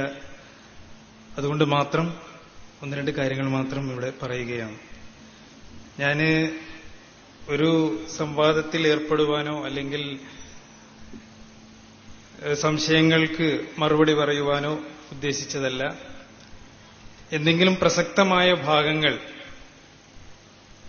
അക്ബർ സാഹിബിന്റെ മറുപടിയിലോ അവതരണത്തിലോ വിട്ടുപോവുകയാണെങ്കിൽ അത് ഓർമ്മപ്പെടുത്തുക എന്ന് മാത്രമായിരുന്നു ഞാൻ ഉദ്ദേശിച്ചിട്ടുള്ളത്. അത് പല സന്ദർഭങ്ങളിലും അത് നിർവഹിച്ചിട്ടുമുണ്ട്. ഇത്തരം വേദികൾ യഥാർത്ഥത്തിൽ മനുഷ്യനാവശ്യമാണ്. കാരണം മനുഷ്യൻ എപ്പോഴും അന്വേഷിച്ചുകൊണ്ടിരിക്കുന്നു. നേരത്തെ നമ്മുടെ ഹൈന്ദവ സുഹൃത്തുക്കൾ പറഞ്ഞതുപോലെ അന്വേഷണം അവൻ തുടരുകയാണ്. അതേപോലെ തന്നെ അവൻ സ്വതന്ത്ര ചിന്തകനുമാണ്. ആരുടെയും ബന്ധനത്തിലോ ചിന്താപരമായ അടിമത്തത്തിലോ അവൻ ഭൗതികമായി പെടുന്നില്ല. അപ്പോൾ ആ അന്വേഷണത്തിൽ അവന് തൃപ്തികരമായി പൂർണ്ണമായും ഉത്തരം മനസ്സിന്റെ അന്വേഷണങ്ങൾക്ക് ലഭിക്കുന്നത് എവിടെയാണ് എന്ന് അന്വേഷിക്കുമ്പോൾ അതിന് മതങ്ങളുടെയും ദർശനങ്ങളുടെയും വക്താക്കൾ അവന് സത്യം കണ്ടെത്താനുള്ള അവസരങ്ങൾ ഉണ്ടാക്കി കൊടുക്കുക തന്നെ വേണം. നേരത്തെ ഇവിടെ ചോദ്യം ചോദിച്ച കൂട്ടത്തിൽ ഒരാൾ കോട്ടയം ജില്ലക്കാരനാണ് എന്ന് പറയുകയുണ്ടായി. നമുക്കറിയാം എത്രമാത്രം ദൂരമുണ്ട് കോട്ടയം ഭാഗത്തേക്ക്. അപ്പോൾ അവിടെ നിന്ന് പോലും ഈ സംഭവം കേട്ടറിഞ്ഞ് അദ്ദേഹത്തിന്റെ സംശയ ദൂരീകരണത്തിനായി അദ്ദേഹം പല ത്യാഗങ്ങളും സഹിച്ചിട്ടുണ്ടാവും. അപ്പോൾ മനുഷ്യന്റെ സ്വാഭാവികമായ ആ തേട്ടം, അന്വേഷണം, അതവന് തൃപ്തികരമായ രീതിയിൽ ഫലിപ്പിച്ചു കൊടുക്കുവാൻ ഇത്തരം വേദികൾ ഉപകരിക്കേണ്ടതുണ്ട്. അതുകൊണ്ട് തന്നെ ഇത്തരം വേദികൾ ഇനിയും ആവശ്യമായി വന്നേക്കുകയും ചെയ്യും. അപ്പൊ അതുകൊണ്ട് തന്നെയാണ് നിച്ച് ഓഫ് ട്രൂത്ത് ഇസ്ലാമിന്റെ വശങ്ങളും അതേപോലെ തന്നെ ദാർശനികമായി ഇന്ന് നിലനിൽക്കുന്ന തത്വങ്ങളും എല്ലാം തന്നെയും വലിയൊരളവോളം സ്വതന്ത്രമായി ചിന്തിക്കുന്ന, നിഷ്പക്ഷമതികളായി ചിന്തിക്കുന്ന ആളുകൾക്ക് മുമ്പിൽ അവസരം ഒരുക്കി കൊടുക്കുന്നത്. ഇവിടെ സന്നിഹിതനാകുവാനും ഈ രൂപത്തിൽ നിങ്ങളെ അഭിമുഖീകരിക്കാനുമൊക്കെ സന്ദർഭം നൽകിയ സർവേശ്വരനെ സ്തുതിക്കുന്നു. അതോടൊപ്പം തന്നെ വളരെ സൗമ്യമായും ഹൃദ്യമായും ഈ പരിപാടി തുടങ്ങി അവസാനിക്കുന്നതിന് സഹകരിച്ച എല്ലാവർക്കും നന്ദിയും പറഞ്ഞുകൊള്ളുന്നു. പ്രത്യേകിച്ചും നമ്മുടെ ഹൈന്ദവ പാനലിലുള്ള നമ്മുടെ സഹോദരന്മാർ വളരെ യുക്തമായ രീതിയിൽ അവരുടെ കാര്യം നിർവഹിച്ചിട്ടുണ്ട്. അവർക്കും പ്രത്യേകമായി നന്ദി പറഞ്ഞുകൊള്ളുന്നു. ഇതിന്റെ സംഘാടകർക്കും നന്ദി പറഞ്ഞുകൊള്ളുന്നു. അസ്സലാമു അലൈക്കും. ഇനി അവസാനത്തെ ചടങ്ങാണ് നന്ദി പ്രകടനം.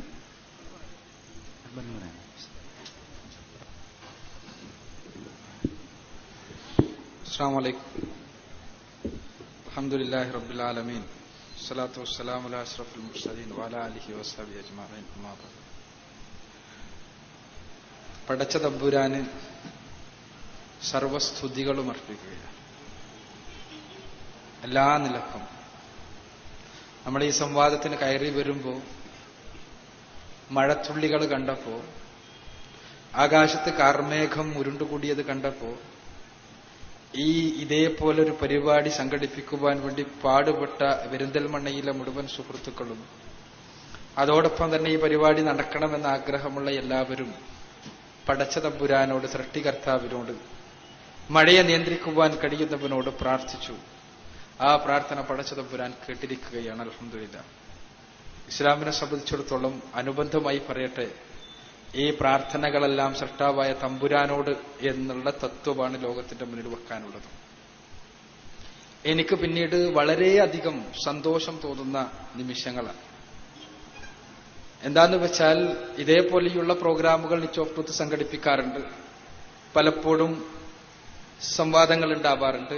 പരസ്പരം തിരിച്ചറിയാൻ വേണ്ടി, അറിയാൻ വേണ്ടിയുള്ള പരിപാടികൾ ഉണ്ടാവാറുണ്ട്. പല മതപണ്ഡിതന്മാരും ഇതേപോലെ സംവാദങ്ങളിൽ ഏർപ്പെടാറുണ്ട്. പക്ഷേ വളരെ പ്രഗത്ഭരായ രണ്ട് വ്യക്തിത്വങ്ങൾ, അവര് നമുക്ക് തുറന്ന് സംസാരിക്കാൻ, സംവദിക്കാൻ ഒരവസരമുണ്ടാക്കിയിരിക്കും.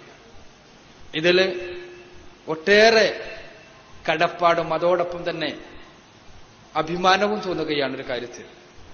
എന്താന്ന് വെച്ചാൽ, ഇവിടെ എനിക്ക് എന്റെ രണ്ട് സുഹൃത്തുക്കൾ ഈ സംവാദത്തെ വിലയിരുത്തിക്കൊണ്ട് സംസാരിച്ചപ്പോൾ പറഞ്ഞ കാര്യങ്ങൾ നമ്മളെല്ലാവരും അടിവരയിട്ടുകൊണ്ട് മനസ്സിലാക്കേണ്ടതാണ് എന്നാണ് എനിക്ക് സൂചിപ്പിക്കാനുള്ളത്.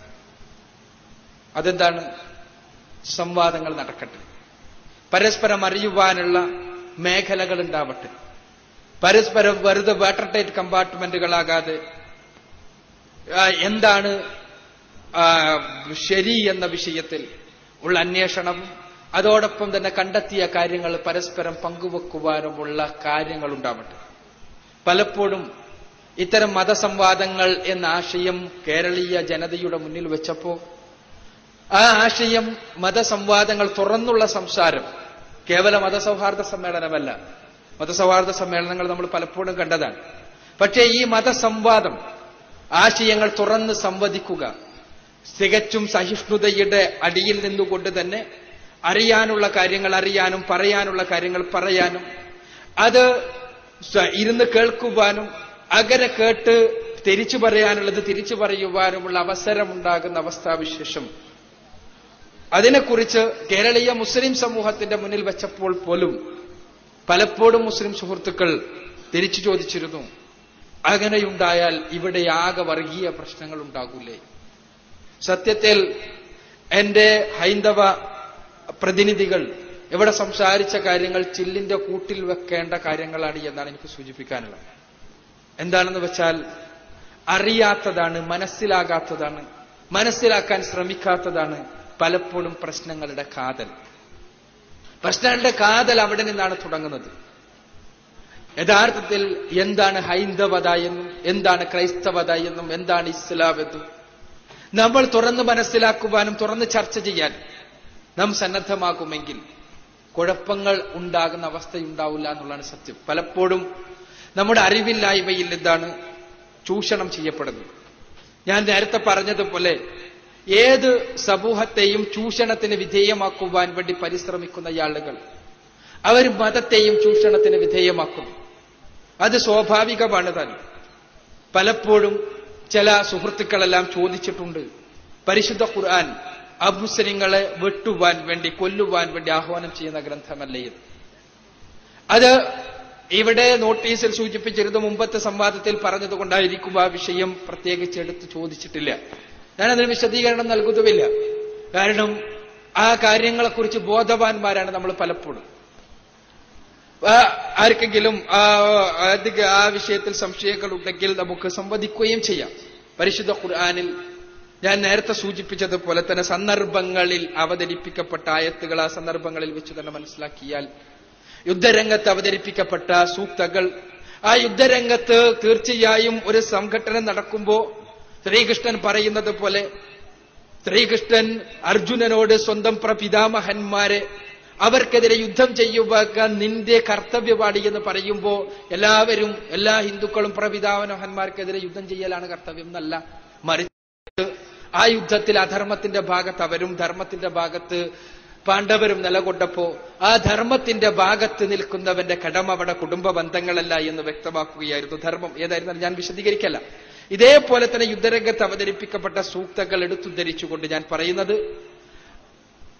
ഇസ്ലാം അന്യമത വിരോധമാണ് പ്രചരിപ്പിക്കുന്നത് എന്ന് പഠിപ്പിക്കാൻ വേണ്ടി ആസൂത്രിതമായ ശ്രമങ്ങൾ പലപ്പോഴും മതവിശ്വാസികളുടെ ഭാഗത്തുനിന്നല്ല, അത് പരസ്പരം മതവിശ്വാസികളെ തമ്മിൽ തെറ്റിച്ചുകൊണ്ട് തങ്ങളുടെ രാഷ്ട്രീയമായ ഉദ്ദേശങ്ങൾ നിർവഹിക്കുവാൻ വേണ്ടി ശ്രമിക്കുന്ന ആധുനിക ചർവാകന്മാർ എന്നിവിടെ സൂചിപ്പിച്ച ആളുകളുടെ അടുത്ത് നിന്നാണ് പലപ്പോഴും ഇത്തരം ദുരുദ്ദേശപൂർണമായ പരാമർശങ്ങളും പ്രചരണങ്ങളും ഉണ്ടാകുന്നത്.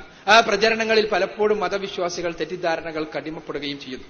ഇങ്ങനത്തെ രംഗങ്ങളിലെല്ലാം പരസ്പരം അറിയാൻ തുറന്ന ചർച്ചകൾ അനിവാര്യമാണ്. ഇസ്ലാമിനെ സംബന്ധിച്ചിടത്തോളം ഏകദൈവാദർശമാണ് സത്യമെന്നും പരിശുദ്ധ ഖുർആനും തിരുസുന്നത്തുമാണ് മോക്ഷത്തിന്റെ മാർഗമെന്നും മരണത്തിന് ശേഷം ഒരു ജീവിതമുണ്ട് എന്നും ആത്മാർത്ഥമായി വിശ്വസിക്കുന്ന, അത് ബോധ്യപ്പെട്ട് വിശ്വസിക്കുന്ന ഒരു വ്യക്തി എന്നുള്ള നിലക്ക് തന്നെ ഈ ആശയങ്ങൾ നിങ്ങളുടെ മുന്നിൽ വെക്കുവാൻ ലഭിച്ചൊരവസരമായി കൂടി ഈ അവസരത്തെ ഞാൻ കാണുകയാണ്. ആ ബോധ്യപ്പെട്ട വ്യക്തി എന്ന് പറഞ്ഞാൽ പഠനത്തിന്റെ അടിസ്ഥാനത്തിലുള്ള ഞാൻ സൂചിപ്പിച്ചു. അപ്പോ ഇങ്ങനെ ഈ സന്ദേശം അവതരിപ്പിക്കപ്പെടുമ്പോൾ സ്വാഭാവികമായി ഉണ്ടാകുന്ന വിമർശനങ്ങൾ സ്വീകരിക്കുകയും അതിന് നമുക്ക് നൽകുവാനുള്ള മറുപടികൾ സംവദിക്കുകയും ചെയ്യുമ്പോൾ നമുക്ക് യോജിച്ച് കാര്യമെന്താണ്, സത്യമെന്താണ്, ധർമ്മമെന്താണ് എന്ന് പഠിക്കാനും മനസ്സിലാക്കാനും അറിയാനും അറിയിക്കാനുമെല്ലാം സാധിക്കും. ഇത് അറിയിക്കാനുള്ള അതോടൊപ്പം തന്നെ അറിയാനുള്ള ഒരു മാർഗമായി മാറിയത് നമ്മൾ ഇവിടെ കണ്ടു. എനിക്ക് പറയാനുള്ളത് അല്ലെങ്കിൽ നമുക്ക് പറയാനുള്ളത് നമ്മൾ അറിയിച്ചു, അതോടൊപ്പം തന്നെ അവർക്ക് പറയാനുള്ളത് കേട്ടു, അറിഞ്ഞു, മനസ്സിലാക്കി. ഇവിടെ സൂചിപ്പിക്കാനുള്ളത് മരണാനന്തര ജീവിതം ഒരു സത്യമാണെങ്കിൽ എല്ലാവരോടുമായി സൂചിപ്പിക്കാനുള്ളത്, വേദിയിലും സദസ്സിലുമുള്ള ആളുകളോടായി സൂചിപ്പിക്കാനുള്ളത് മരണാനന്തര ജീവിതം ഒരു സത്യമാണ് എന്ന് 100% വിശ്വസിക്കുന്നു ഞാൻ.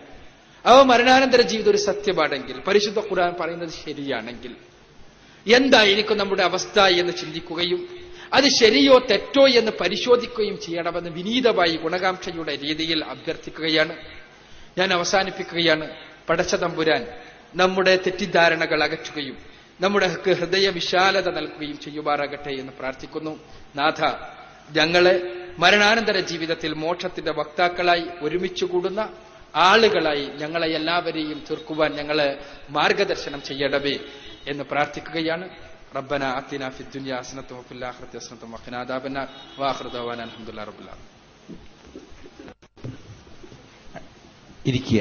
സാധാരണ എഴുന്നേൽക്കാറുള്ളതുപോലെ എഴുന്നേൽക്കരുത്. 5 മിനിറ്റ് നേരം കൂടി ഇരിക്കുക. ദയവ് ചെയ്തിരിക്കുക. നന്ദി പ്രകടനമാണ്. ഹാരിസ് ഇബ്നു സലീം.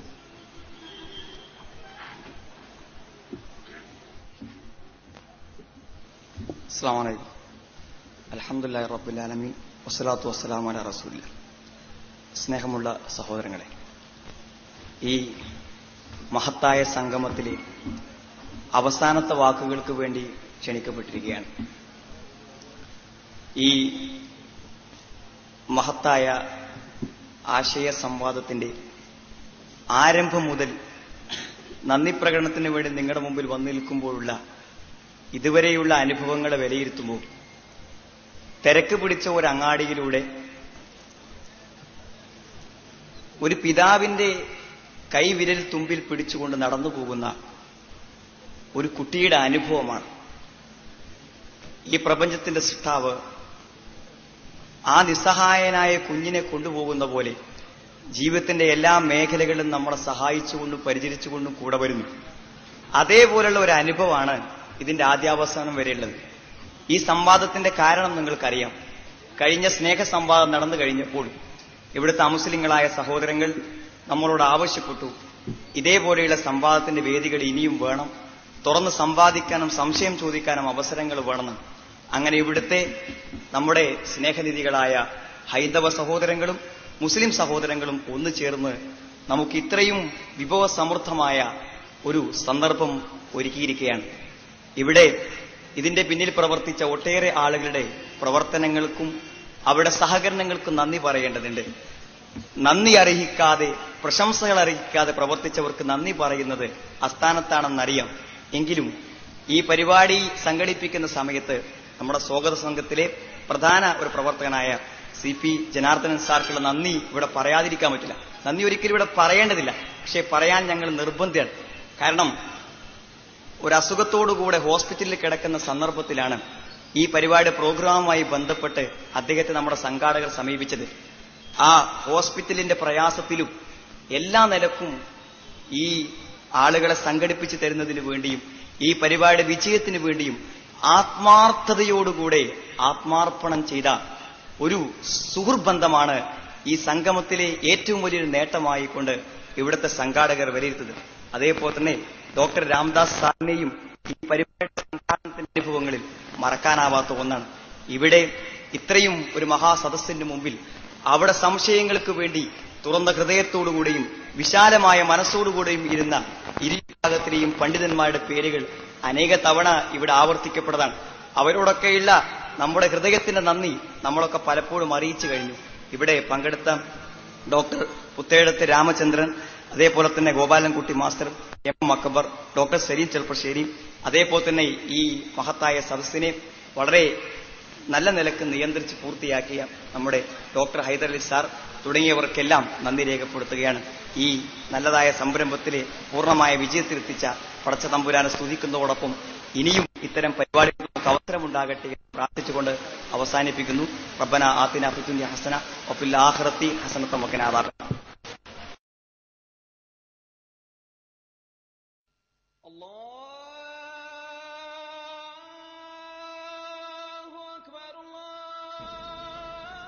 ഇസ്ലാമിക പ്രബോധനം ഓരോ മുസ്ലിമിന്റെയും ബാധ്യതയാണ്.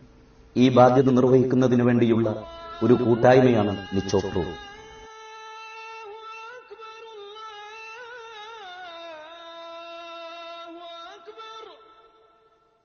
നിച്ചോപ്രൂത്ത് പ്രവർത്തനങ്ങൾ ചോദ്യോത്തരത്തോടുകൂടിയ പൊതുപ്രഭാഷണങ്ങൾ, മതനേതാക്കളുമായി സ്നേഹസംവാദങ്ങൾ,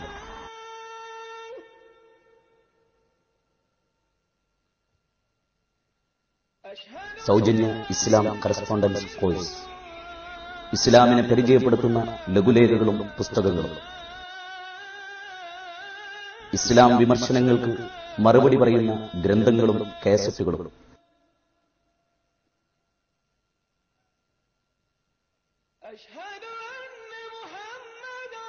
പ്രബോധനത്തിനു വേണ്ടി മാത്രമായി ഒരു ദൃശ്യ ശ്രാവ്യ മാധ്യമം, ക്രിയേറ്റീവ് മീഡിയ.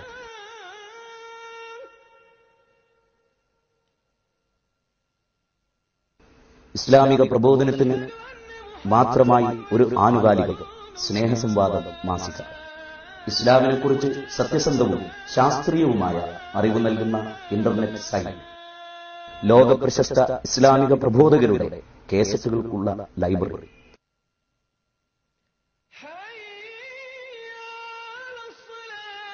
പ്രബോധകർക്കായുള്ള reference library.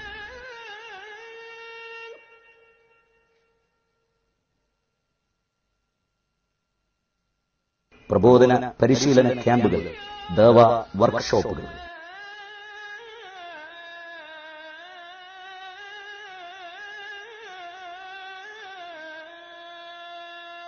ഖുർആൻ പരിഭാഷാ വിതരണം. ഗ്രാമാന്തരങ്ങളിൽ ഇസ്ലാമിന്റെ സന്ദേശമെത്തിക്കാൻ മൊബൈൽ ദഅവ യൂണിറ്റ്. നേരിട്ട് ഇസ്ലാമിനെ മനസ്സിലാക്കാൻ നിച്ച് ഓഫ് ട്രൂത്ത് സെന്ററുകൾ.